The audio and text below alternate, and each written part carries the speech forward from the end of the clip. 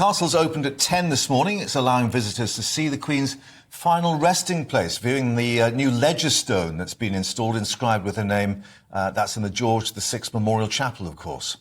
Our royal reporter Cameron Walker is there now to tell us more. Good afternoon, Cameron. Are there queues? Are we back to queues to pay respects?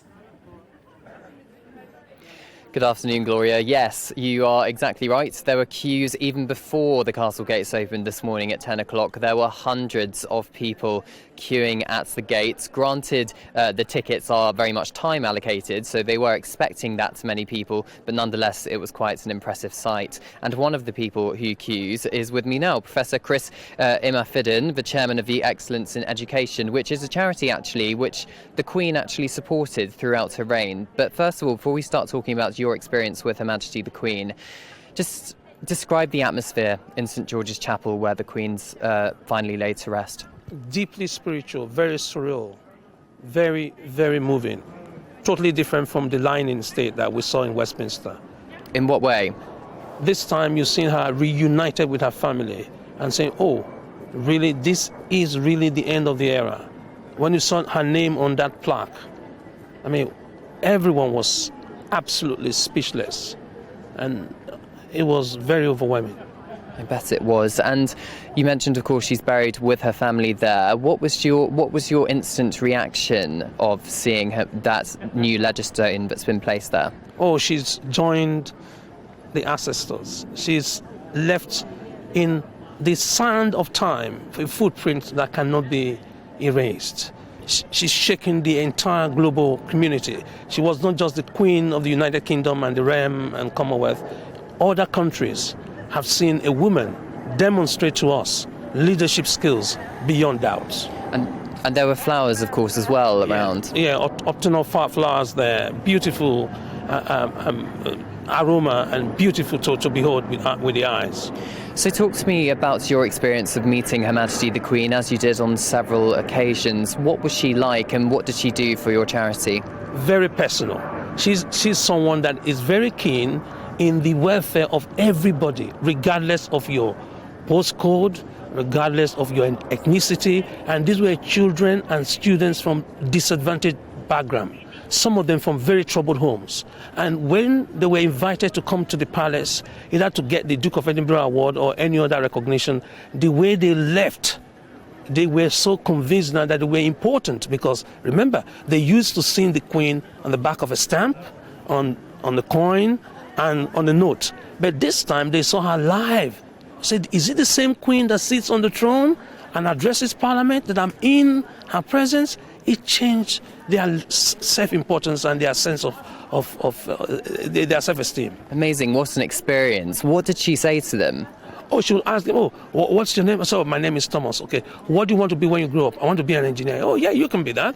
What's your name? My name is Grace. What do you want to be when you grow up? I want to be a linguist. Oh, you can do that. So she reinforced life ambitions and goals for those children without knowing. And when they went back to school and they were now working, I said, no, I want to be an engineer. The teacher would say, no, you can't. You are not in the top set for maths. I said, no, even the Queen said, I can be. So that resonated with kids. And I mean, a lady called Omotola Karele, nobody in her family has ever been to university before.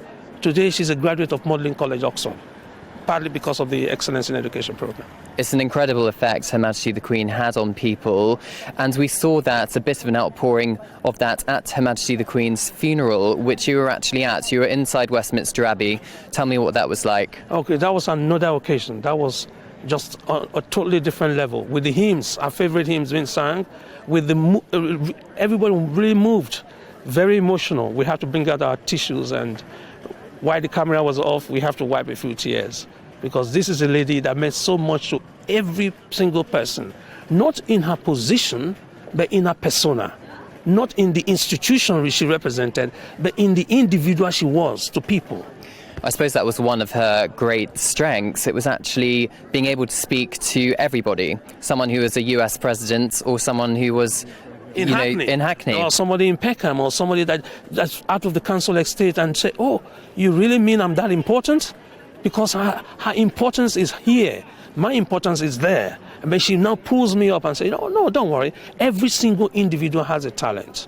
And our school system, our society must recognize that and make sure that talent is developed so that we contribute to society. That's a legacy. Those were the words I heard again echoing today.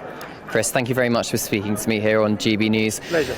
We've heard it here. Her Majesty's legacy lives on, and the public can go and see her final resting place every day, actually, apart from Tuesdays and Wednesdays when the castle is closed. But tickets are available now.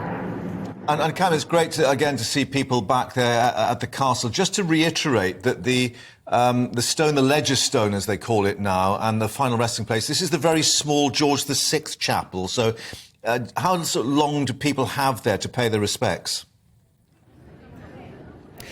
Yeah, so we've got St. George's Chapel, which is the big chapel, and then an annex of that chapel is, as you said, King George VI Memorial Chapel, and that is where Her Majesty the Queen is interred with her father, King George VI, her mother, the Queen Mother, and her late husband, Prince Philip, and her sister's ashes are also there as well. And from speaking to people earlier today, it was very much a long queue to get into St. George's Chapel, and then again, because there were so many people trying to pay their respects, they were only allowed to spend a little short amount of time actually peering into King George VI Memorial Chapel to look at that new Ledger Stone. They were trying to get as many people through as possible and not cause too much of a queue, as it were, but of course, understandably, people wanted to pay their respects.